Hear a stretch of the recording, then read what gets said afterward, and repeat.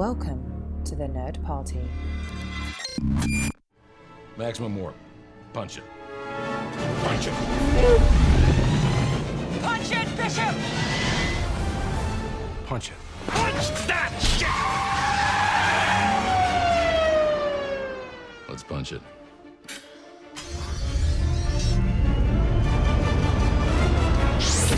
Hello, everybody. Welcome to Punch It, Writing in Star Trek. My name is Charlene Schmidt, and with me, as always, is... Tristan Riddell. Tristan Riddell. We have never taken off as much time from podcasting as we have the last 3 weeks. 3 weeks. We've taken off one. We've taken off two. But 3 is a new one for us. And you know what, man? I missed you. Well, I missed you too. It's true. I've never actually gone that long without podcasting at all because I've always had another show to do, and Nerd Nuptial is kind of on a hiatus right now. It was a little unplanned, and we haven't done. My wife and I haven't done Nerd Nuptial for a while. Like, I'm pronouncing the H. That's how long it's been. And, okay, Stewie. And people are actually messaging me like, "Are things okay? Oh, what's going on?" Well, you know, maybe we ought to just catch everybody up and talk about what's been going on in our lives because a lot has been going on. It's true. Yes, as some of you know, I moved. I bought my first house. Yay! And congratulations. That's a big, momentous life event. It is, and it's been during this process. I mean, the act of physically buying it was very simple and very straightforward. Like, I had the best attorneys, the best realtors, the best lenders, and it was fantastic. But the act of moving in, like, I had horrible movers. We had a gas leak that made it uninhabitable. We had to replace the water heater. There was something wrong with the water pressure. Like, it was just like there was just multiple things that happened all at once. Like, just all at once. And so many people are like, "Well, that's homeownership." And I was like, yeah, I get that if this was over the course of like 6 months or a year, but we had like a year's worth of home stuff happen in 2 weeks. Which is so strange because you would think that a house who has just undergone several different inspections wouldn't have any problems. That's why we do a lot of those things, right? But it's always something. It's always something. And also work has been insane. Like, I work in education. I work for a major university. And so our school year has started. And so that means homecoming and reunions coming up and holiday stuff is coming up. And so everybody's trying to get stuff in at this quarter. And so life has really, really just been insane on my end, and same with you. Yeah. I mean, I started a new job this summer in July, and it completely kind of shifted the paradigm of my time management, what I can do and when I can do it. That's been a major adjustment, along with my commute, of course, because you factor all of that in. And then suddenly I go home and I'm dead tired and I'm just like, oh my God, I don't have time to do anything anymore. With all the projects that I like to do, like the podcast, like Babble for 5, that's also on the Nerd Party Network, doing all of that, along with the Zocalo, which I do with Norman Lau, I'm like, oh my God, I can't breathe. How am I going to get all of this done? Along with all the other things that I'd like to be doing. I've had such an itch lately to be writing. And I've outlined a few things. Unfortunately, none of them have been Star Trek stories, but I've just been itching to not just come up with ideas, because that's what this show is all about, is we do tons of Star Trek ideas, we do kind of the framework, but as far as actually following through and making a complete story, I have not done that in a long time. And so I've been thinking, okay, I want to just make sure, can I still do that? It's been a long time. I want to see where I'm at with that, and I've been working on that.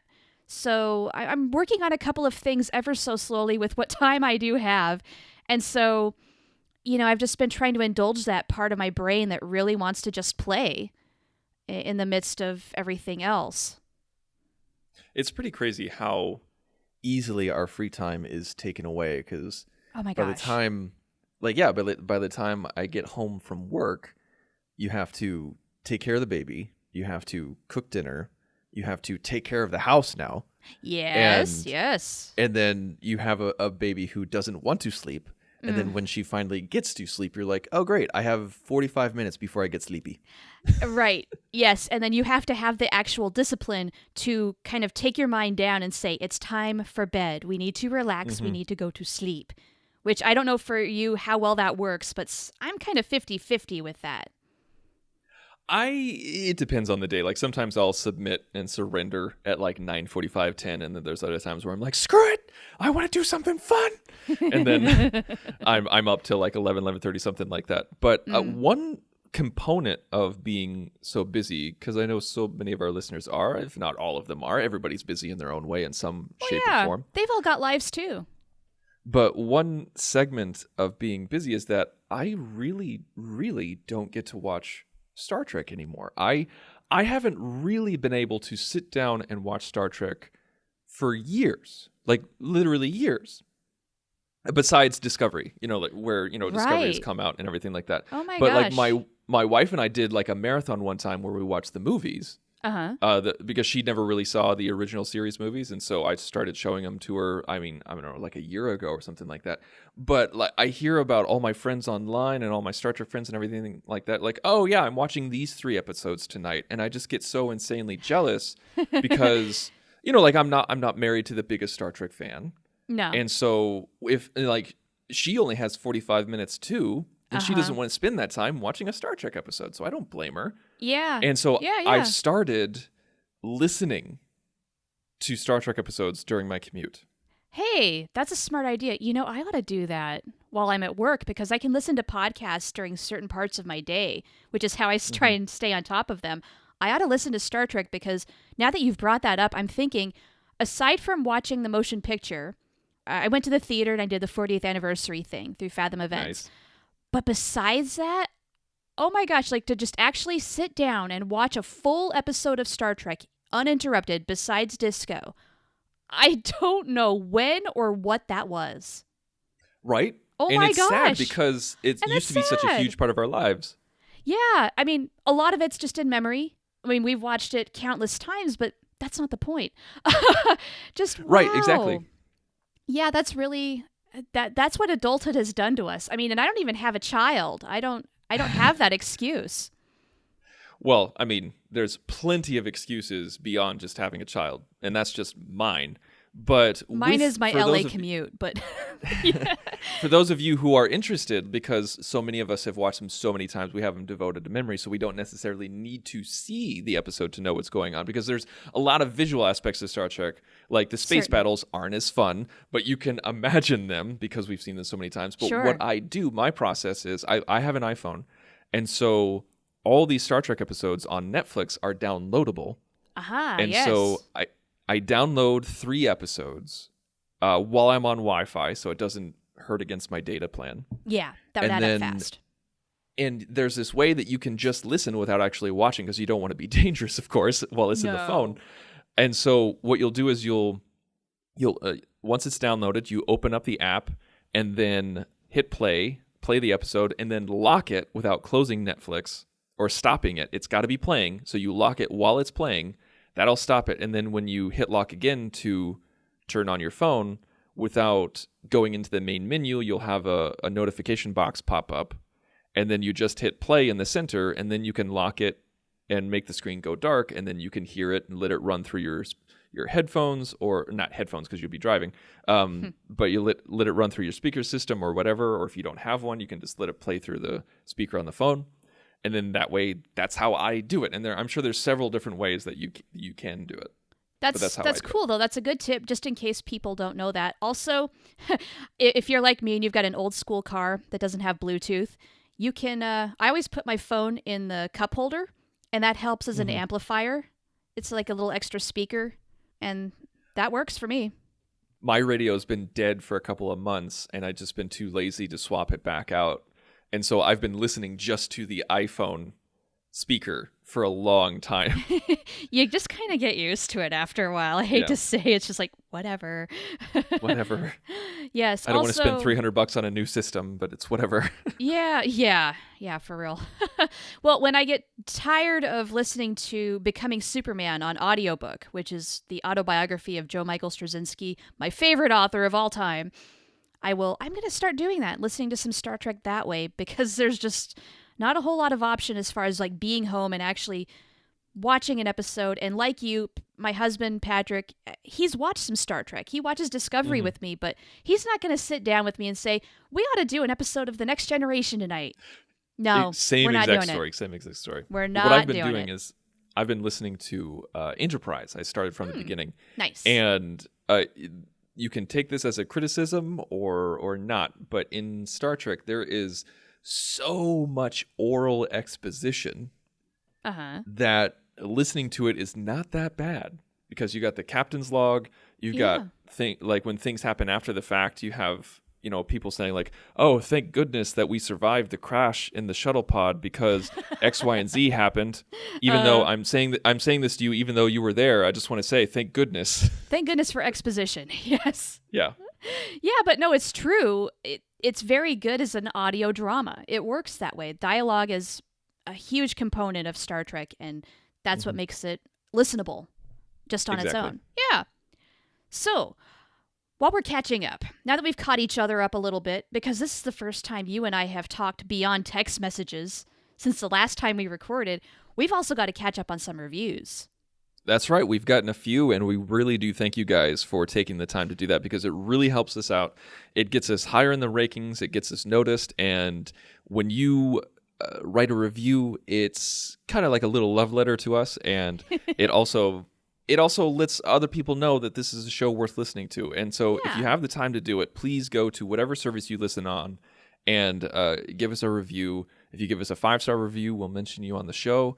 And if you give us a review outside of Apple, because we know tons of our listeners listen outside of Apple products, if you could let us know where you wrote the review, we will go out and find it, because we only get notifications from Apple.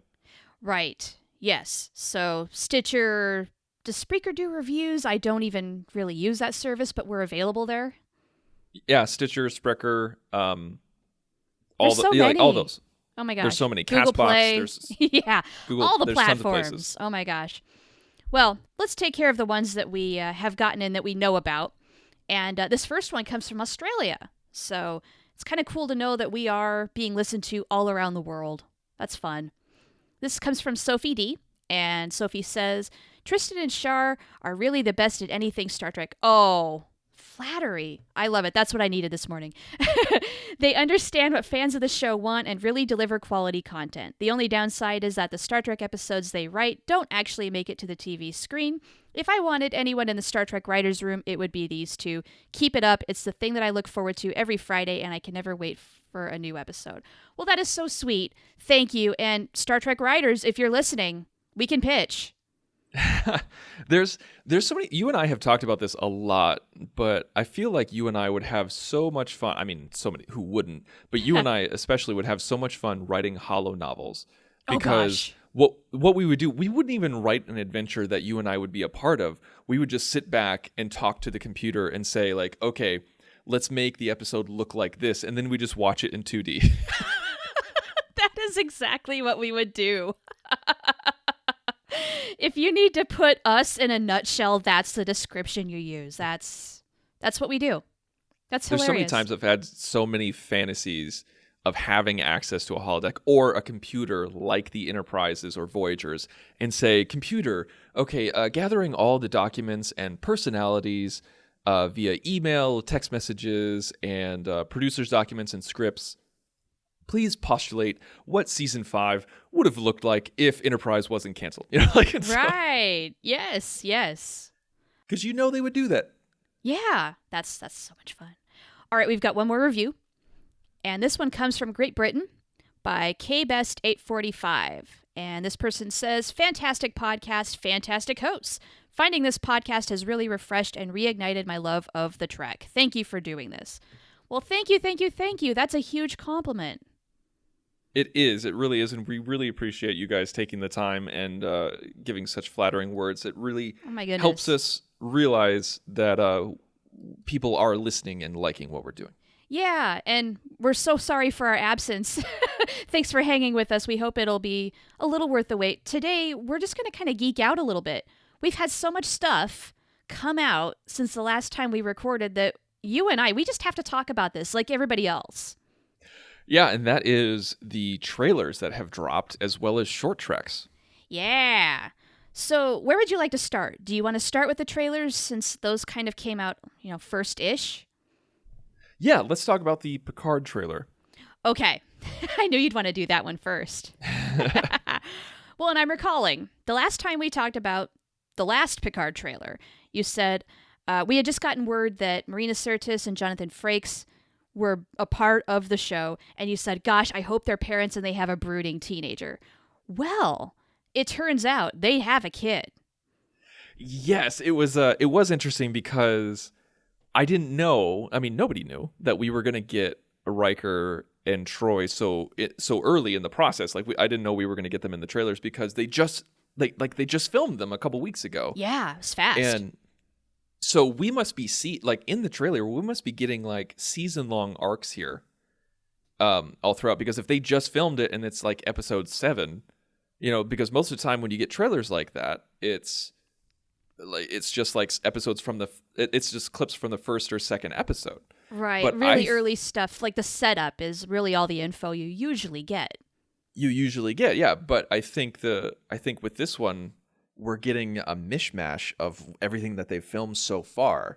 Yeah. Because we get it on a weekly basis, or we will be getting on a weekly basis, but I think that they're filming more ahead of time than a normal network show. So it's kind of but they're not dropping an entire season like Netflix does. So I think it's a half and half model of we're filming a lot beforehand, but we're still releasing weekly. Sure. Also, I think just for the sake of that trailer, they really wanted to throw us a bone. And this was very much a nostalgia-based trailer. They knew what they were doing, and they knew we would collectively flip our lids and love the heck out of it. Now, to comment on the whole Riker thing, which you brought up, yeah, I was surprised to see them, and my knee-jerk reaction, just knee-jerk, my knee-jerk reaction was, oh, I wanted them on a ship. I wanted them in space. I wanted to see Captain or Admiral Riker swoop in and save Picard's rear end like he did in All Good Things, but instead we get the exact opposite of that. Yes, but they're apparently living in Kirk's cabin, or at least the renovated version thereof from Star Trek looks Generations. Like that, right? It looks so similar. If it's not in fact the same exact place, I don't know if it is or not. But it's not. I think we knew, though, the last time we talked about the trailers, that they were not exactly doing Starfleet life. Did we know that? I think so. They hinted at it, maybe. We speculated that maybe Troy was, maybe they were back on Beta Z, and she was doing important Betazoid things, and meanwhile Riker, who knows, is Mr. Mom. I don't entirely remember what we said. It was a long time ago now. But we speculated that was a possibility at the very least. Yeah. Okay. I couldn't remember.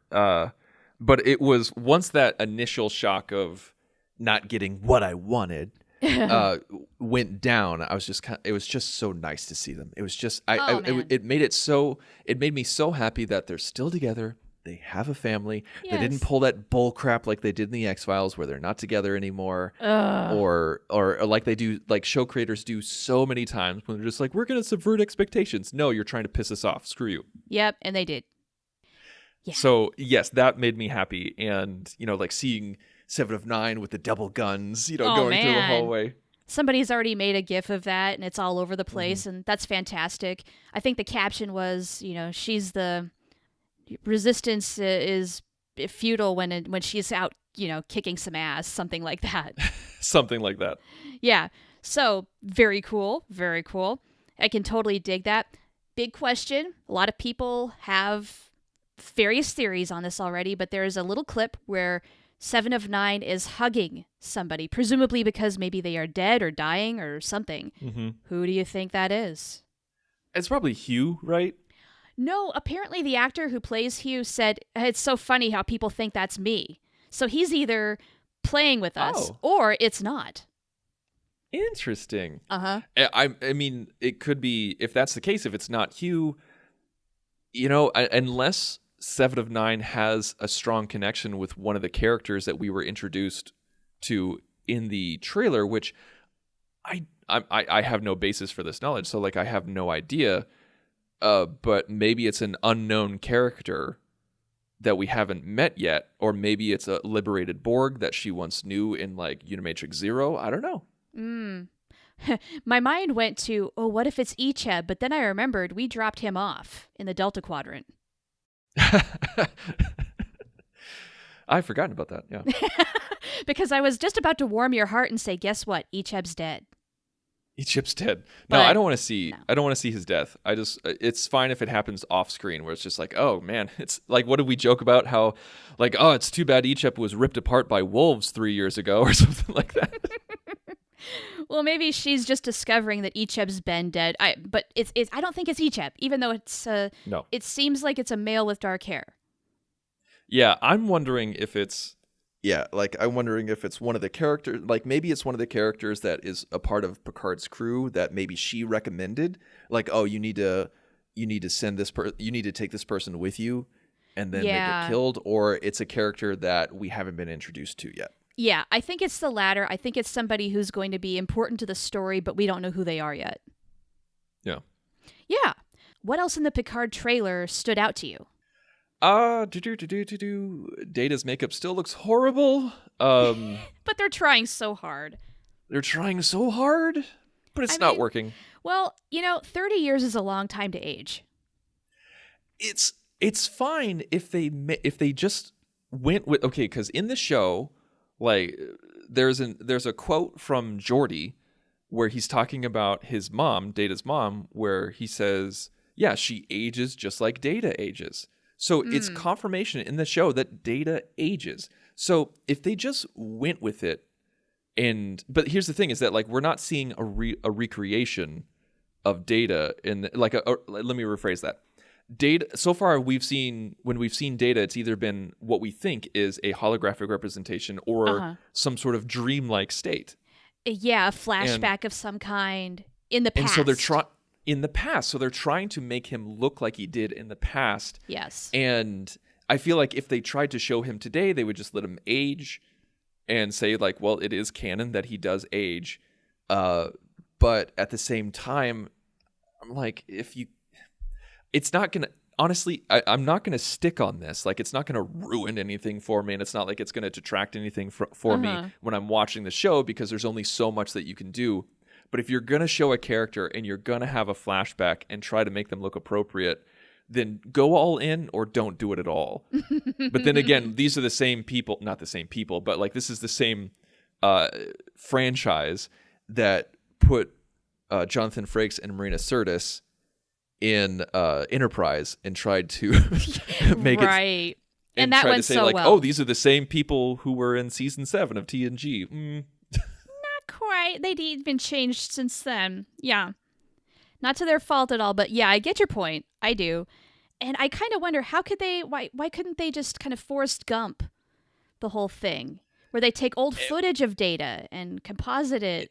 I don't know. Well, no, it's a lot harder than it looks, and the standard has been raised. The bar has been raised so high because of Marvel and Benjamin Button and 4K places TVs. like that. Yeah, all that kind of stuff. Like the bar has been raised because of what they did with Robert Downey Jr. and Kurt Russell in Marvel films and Sam Jackson in Captain Marvel and everything like that. And I'm sure that, that CBS doesn't want to throw that kind of money just at somebody who's probably only going to be in 2 scenes. Yeah. But I don't know. Like I said, I'm not going to be a fanboy about it where I'm not going to go like, they're ruining Star Trek because they're not de-aging Data properly. That's not me. That's not what I'm saying right now. It's just when I see it, it takes me out of it. Okay, fair enough. I think that's a fair criticism. And you know what? We might not be seeing final footage either. They're probably going to be refining this even more than what we've seen. Oh, absolutely. Absolutely. Because post-production takes a long freaking time. The final result that we actually see on screen might be very different from what we saw in the trailer. We don't know. 100%. And it usually always is, especially when you're dealing with like CGI and any kind of de-aging and things like that. But one thing that did stick out to me that I really liked was when Picard was at Starfleet headquarters and he's yelling at an admiral. And I can't remember exactly what words he used, but he said he still believed that Starfleet has the values that it once stood for, something like that. And then she stands up and screams, "This is no longer your house, Jean-Luc." And I was just like, ooh, that hit hard, but in a good way. Yeah, ouch. Ouch. Yes, I cannot wait to find out what has happened since we left off with our beloved crew here. What is happening to Starfleet? What is the overall kind of climate like? We know Romulans are involved, and we saw like an old-fashioned Romulan. It's not a bird of prey. It's a warbird, right? Warbird, thank you. That's the word. Yeah, we saw one of those. What's going on? Like, why the hell is that there? Why on earth is a TOS era warbird there? Yes, so many unanswered questions that I cannot wait to learn the answers to.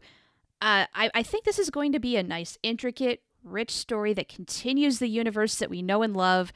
I know that the bar is high for Picard. A lot of people, there's a lot of hype, there's a lot of publicity. They know that if they get this wrong, they're going to hurt hard. So, I'm really hoping they meet expectations. And I want it to be as good as we want it to be, if that makes sense. As do I. And I love the fan theories. I love people talking. And another thing that popped out to me was we saw, I think what was on the old Borg ship, we saw some automatons. We saw some people who had like numbers on their forehead or like barcodes on their skin, something like that. Some sort of, like they had no hair, but yet they were marked with some sort of numbering system. And so it makes me wonder, okay, so if we're on a Borg ship and there's automaton numbered, is it some sort of weird thing where maybe Starfleet found an old Borg ship and they couldn't liberate the old Borg? Like maybe the Borg were still alive, but they were too far gone to liberate them like they did with Seven of Nine or Hugh. Mm-hmm. And so all that they could do was keep them as automaton. And so they didn't want to kill them, and so they put them to work? And we know that that's going to go well.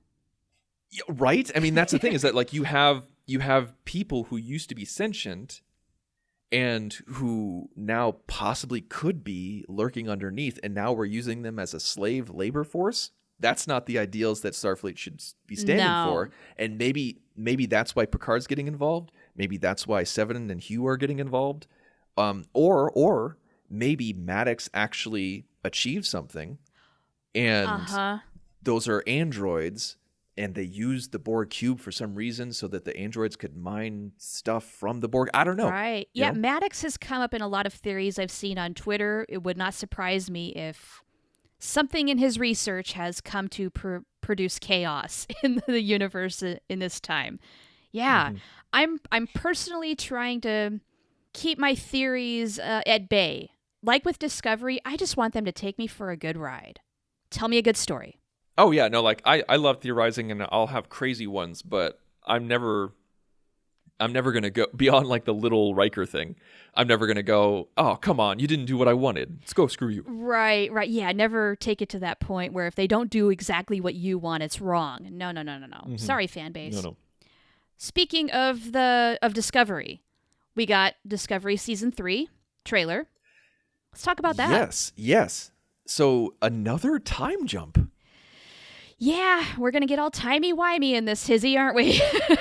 So, I mean, like, this show has no problems jumping through time. So, like, with the at the end of season 1, we realized that they missed the war by over a year. It was like 9 months, like I think. So it was less than a year. Okay. Something like that, yeah. Well, wait, am I getting that wrong? I don't remember now. It was a long period of time. It was around a year. And then at the end of season 2, they jump forward 900 and something years.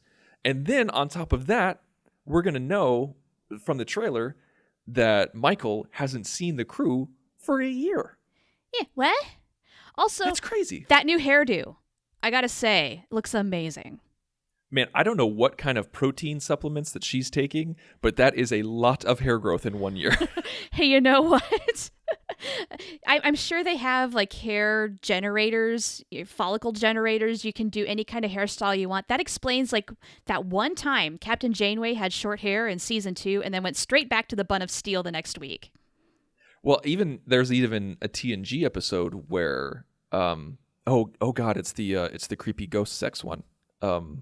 Sub Rosa. Sub Rosa, yeah. In Sub Rosa, like her eyes change colors because of the ghost possession. And Picard notices it, and he's like, did you change the color of your eyes? And she said, yeah, I got tired of the old one. So that's commonplace. Like, you can just, boom, do that. And so if you can do that in the 21st century, I'm sure you can grow your hair in the 23rd.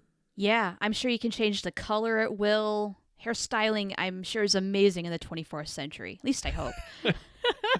So, yeah, we get all this, and it looks like we've got various Michaels from different time periods. Like, there's that montage where we see her kind of as an adolescent and then kind of going upward to her present day. At least that's what it looked like to me. I don't think we're seeing her as an adolescent. I just think we're seeing her with a different hairstyle. Like, in that, really? You're talking about that 3 shot where, yeah, because she, like, it's showing the passage of the year where she's in a shuttle. Okay. I didn't interpret it that way. I thought it was like she was playing with, or we're seeing different incarnations of Michael over time. I mean, I really honestly don't even know, just because they are playing with time, where they're going with that.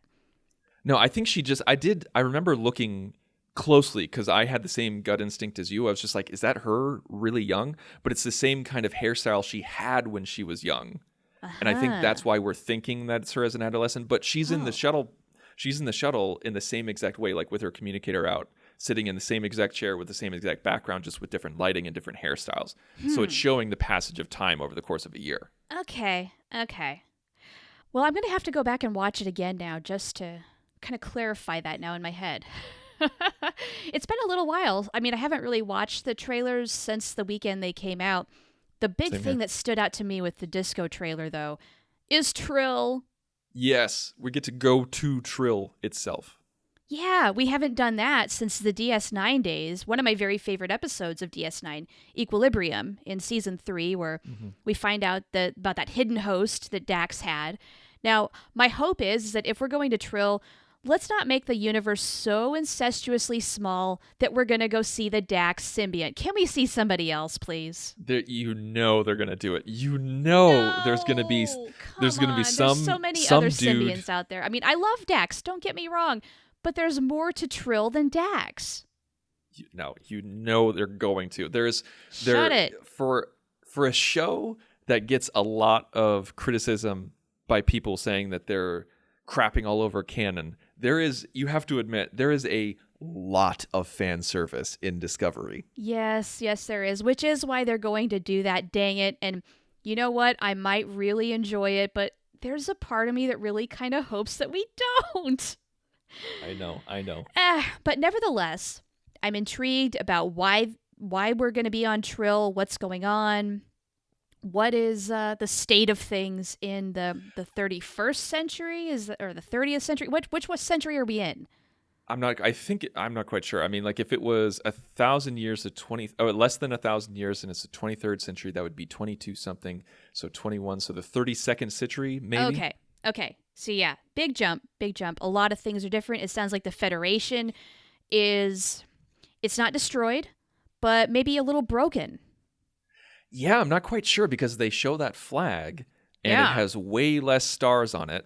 And I'm kind of like, okay, so are they taking this as an adaptation of like the of the American flag, because we have 50 stars on the American flag and they represent 50 states?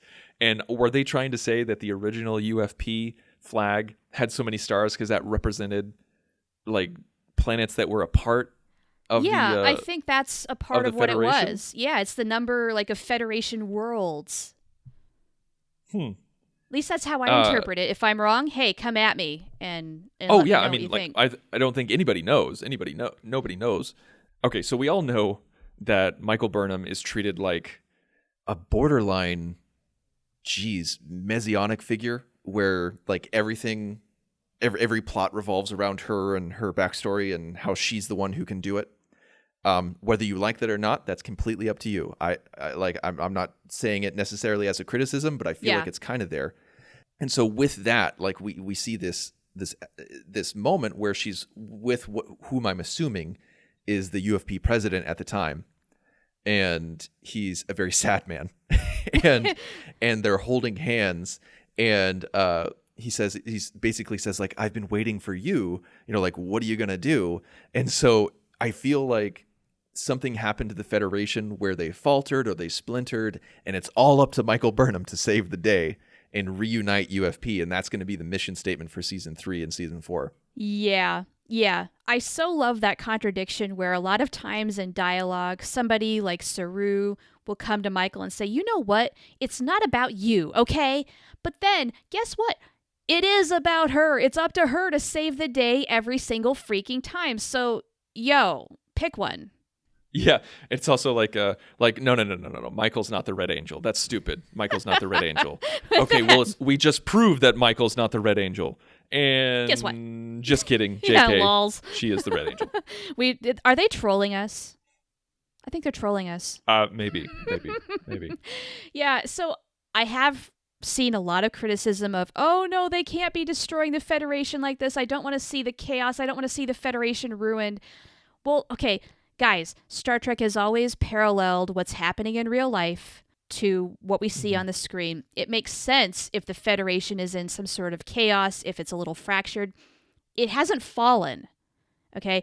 And every great civilization has risen and fallen, right? It makes sense that the Federation would have some sort of major obstacle to overcome at some point in its lifetime. But the big question then, is it resilient? Is it built to overcome? That's what we're going to find out, and that can give us a message of hope. And with the way Alex Kurtzman was using the word hope over and over and over, I'm really thinking this could be a very good thing for relating to the time that we're in right now in 2019.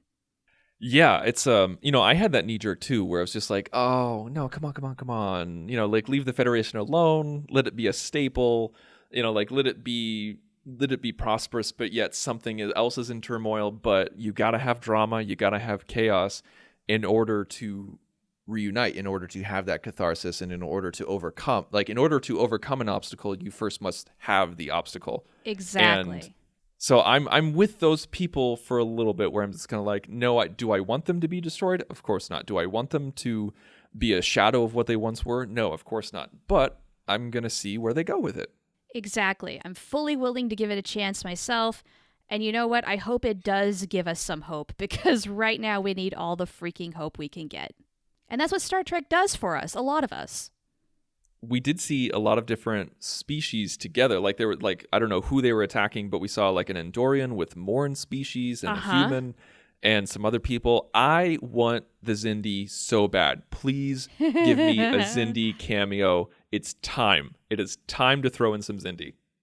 All right. Well, you know what? I feel like anything goes in the future. You can do whatever the freak you want, which is why they did it, in my opinion. So why not? And when the trailer came out, a couple of people brought up Enterprise in the Temporal Cold War. And that's first where my brain went too, because Daniels, the character Daniels from Enterprise, was from the 29th century or something like that, or the 30th century. I'm not quite sure. Yeah, 29th, I believe. Yeah. Yeah, and so maybe we're wrong. Maybe it is the 30th century. I'm not quite sure. No, I mean like where Disco is set. But with the 29th century, like I was thinking like, oh, okay, well, are they going to mention that? Are they going to, because like when Daniels was first brought on Enterprise, he said, like a Trip was saying, like, where are you from? He's like, well, I'm from Illinois. And he's like, well, I'm from a place that you might consider Illinois or something like that. He said, he's like, is Earth still around like in that way? And he's like, well, you'd have to determine how you define Earth. And I'm just like, well, that's craziness. And so yeah, what? I immediately thought, like, okay, are they going to show how crazy that is? Are they going to show that Earth is not just one place anymore, that Illinois is not just one place, it's not just in a physical realm?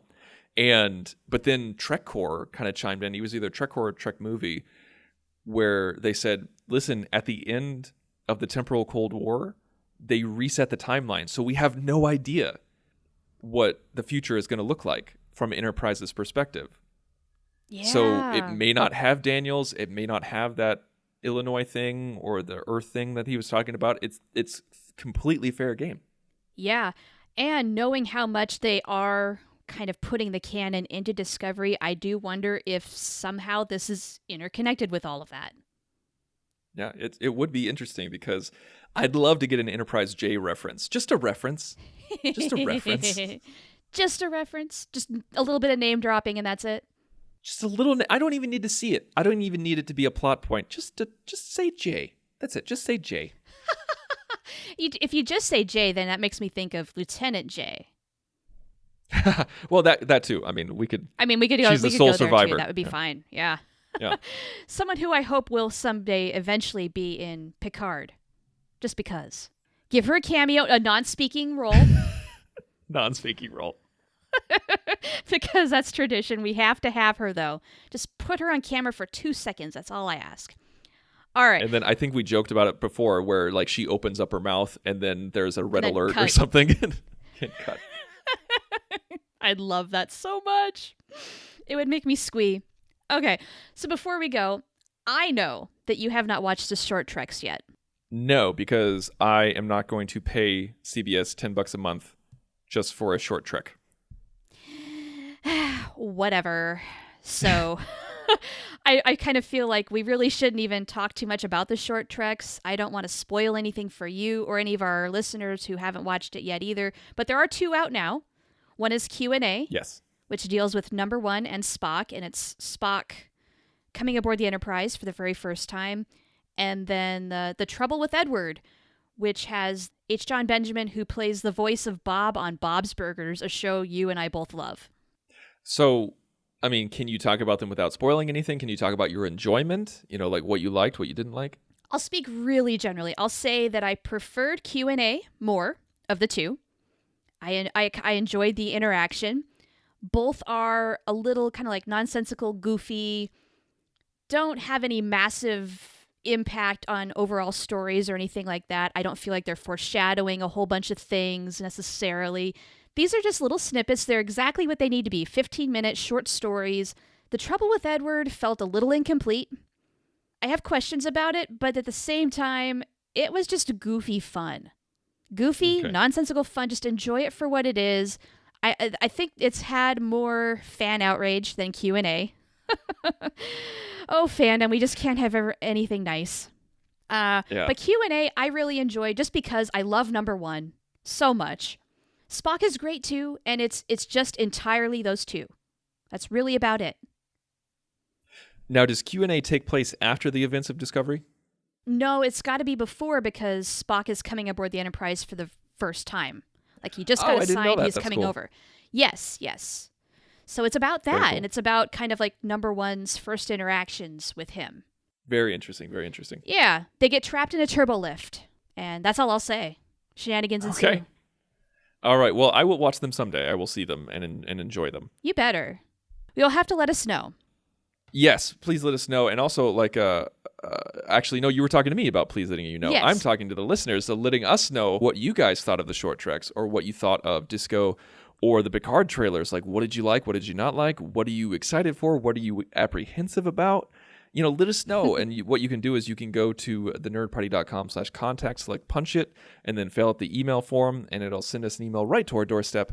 And if you pose an interesting question or tell an interesting story, we might read it on air. Yes. And also, as we mentioned earlier, please give us a review if you have the time.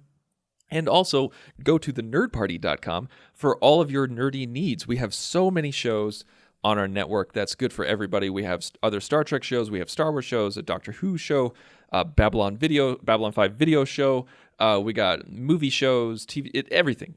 We got everything that you could possibly want is there. And we're giving you content every single day of the week. And you can find us all over social. We're on Twitter, Facebook, Instagram. Just search the Nerd Party and you'll find us. All right, so next episode. We're going to deliver the next episode when we can. And when we deliver it, we're going to punch it. Ready for warp, sir. Let's punch it.